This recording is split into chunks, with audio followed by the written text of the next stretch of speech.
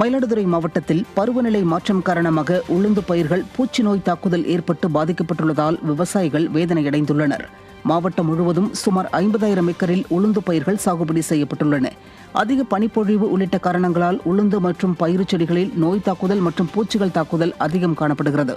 வேளாண் துறையினர் வயல்களை வந்து பார்வையிட்டு செல்வதோடு உரிய இழப்பீடு வழங்க நடவடிக்கை எடுக்க மறுப்பதாக விவசாயிகள் குற்றம் சாட்டுகின்றனர்.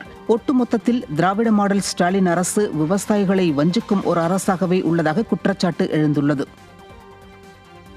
பார்த்தீங்கன்னா கணக்கெடுக்கிறாங்க, நிவாரணம் வரும்னு எல்லாத்தையும் சொல்லிடுறாங்க, ஆனால் வரமாட்டேங்குது. இது வருமா வராதா அப்படிங்கிற ஒரு கேள்விக்குறி இருக்குது சம்பாவுக்கு. இப்போ உளுந்து பயிரும் இப்படி ஆகுது.